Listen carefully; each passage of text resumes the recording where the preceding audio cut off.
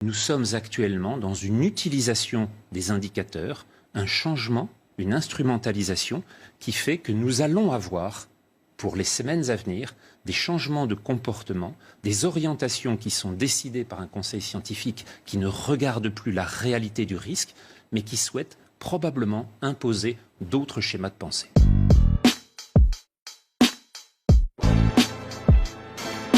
Expliquez-nous, est-ce qu'on doit parler de rebond de l'épidémie, de frémissement ou de deuxième vague? Parmi tous les chiffres que vous avez montrés, ceux qui sont importants sont les 3 derniers sur les 4. Et la communication n'est faite que sur le premier. Pourquoi ? Parce que l'essentiel dans une pandémie est de savoir le nombre de morts qu'elle entraîne. Et de savoir également le nombre de cas sévères, le nombre de patients hospitalisés, en particulier en réanimation.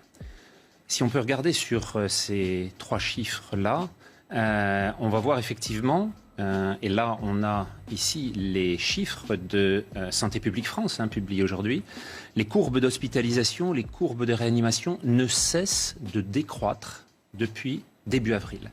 Et plus encore, le chiffre du nombre de décès totaux, quotidiens, chaque jour en France, que ce soit ceux des patients hospitalisés ou ceux des patients en maison de retraite et en EHPAD, ne fluctue pas depuis plus de 4 semaines maintenant, et il est à 99% de ce qu'a été le chiffre maximal le 6 avril. On voit donc que cette réduction de 99% n'a entraîné aucune accélération ni en avril, ni en mai, ni en juin, ni en juillet. Aucun des événements qui annonçaient une deuxième vague ne s'est trouvé vérifié.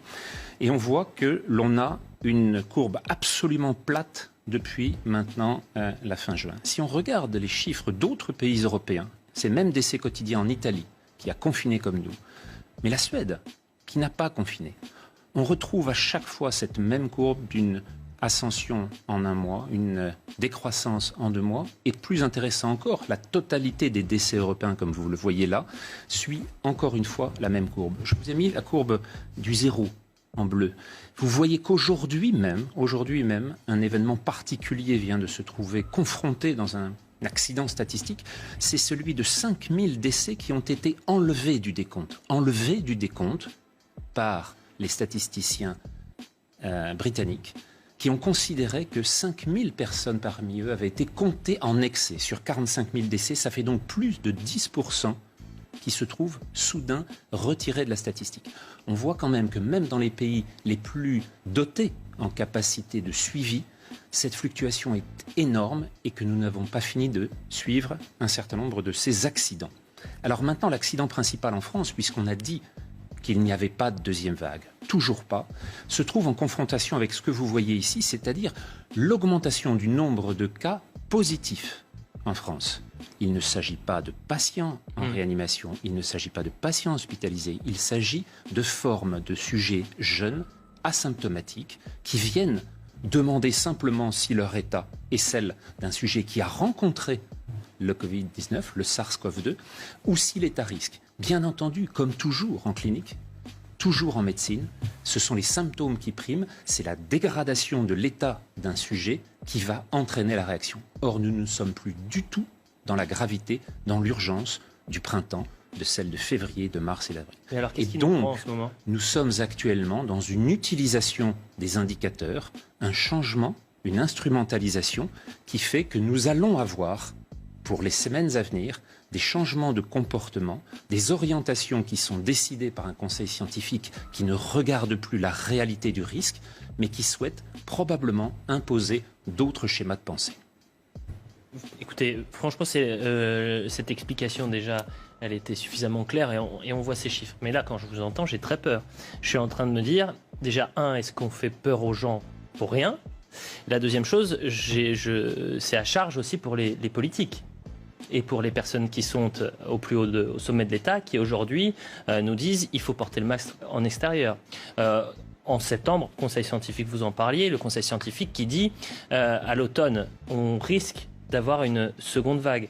Donc vous êtes en train de balayer tout ça en disant mais attendez, là les faits sont bien présents, il n'y a ni rebond de l'épidémie, il n'y a ni même un frémissement, il y a des nouveaux cas qui sont confirmés, mais ce ne sont pas des cas graves. C'est absolument le cas. Et qui plus est, le Conseil scientifique, lorsqu'il nous annonce la énième deuxième vague la semaine dernière, un certain nombre de ses membres sont sur leur site de vacances. Si je le dis, c'est parce qu'ils l'annoncent publiquement sur les radios publiques. Et donc, on a un certain membre du... Et c'est gravissime Conseil. ce que vous êtes en train de dire. Écoutez Sud Radio mercredi après-midi, l'un des membres, alors qu'il nous annonce une catastrophe sanitaire pour la France, est sur son site de villégiature. Nous sommes donc dans une situation identique à celle du mois de mars, lorsque celui qui a annoncé la catastrophe avec plus de 500 000 morts annoncés pour la Grande-Bretagne, 500 000 morts annoncés en France, ne respectait pas lui-même le confinement qu'il a réussi à imposer à la moitié de l'humanité. Nous sommes dans des situations dans lesquelles nous nous trouvons face à des gens qui ne croient pas aux recommandations qu'ils transmettent. Il faut donc regarder précisément de quoi le risque est porteur. Et ce risque actuellement n'est plus du tout celui du printemps. Nous sommes face à une situation qui, sur le plan épidémiologique, a largement évolué. Nous avons maintenant un grand nombre de cas qui sont des cas positifs, à nouveau, qui ne sont pas associés avec la gravité de la maladie. Pourquoi ? Eh bien, il y a un grand nombre d'explications qu'il faut maintenant avoir sur le plan de l'épidémiologie, sur le plan de la virologie, sur le plan de l'adaptation des espèces les unes aux autres, dans cette compétition extraordinairement tendue, sur lequel le virus avait l'avantage au printemps et sur lequel, manifestement, il ne l'a plus pendant l'été. Je me tourne vers vous. Merci en tous les cas, professeur Jean-François Toussaint. Je rappelle que vous êtes professeur de physiologie et directeur de l'IRMES. Ça fait maintenant un peu plus de 6 semaines que quotidiennement on parle de ce rebond potentiel de l'épidémie. On s'alarme ces derniers jours. On a quoi ? Peut-être une dizaine, voire une vingtaine de scientifiques qui viennent sur ce plateau. Vous êtes le premier aujourd'hui qui arrive et qui nous dit... Bon, bah voilà, il n'y aura pas de. Pour l'instant, il n'y a pas de. Attention, je ne dis pas qu'il n'y aura pas de deuxième vague. Non, mais que pour je dis simplement, et depuis il n'y a pas de rebond de l'épidémie. C'est ça que vous êtes en train de dire. Depuis le mois d'avril, c'est ce que vous m'aviez invité à dire sur ce plateau, que pour l'instant, il n'existe pas de deuxième vague. Or, on nous l'a affirmé pour le relâchement en avril, pour le déconfinement en mai, pour la fête de la musique en juin et pour les clusters en juillet. Il n'y a, vous l'avez vu, aucune deuxième vague dans aucun des pays d'Europe. Dans aucun des pays d'Europe. Alors maintenant, il est possible qu'il y ait une saisonnalité à l'automne. D'où viendra-t-elle ? Elle ne viendra pas du comportement des Français, elle viendra des problèmes qui sont en train actuellement de saisir l'ensemble des pays d'Amérique du Sud.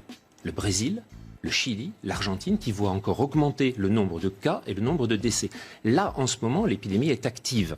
Si, comme pour les orthomyxovirus, c'est-à-dire les virus de la grippe, ce virus mute, s'adapte et prend une forme saisonnière, alors à ce moment-là, on va la voir réapparaître.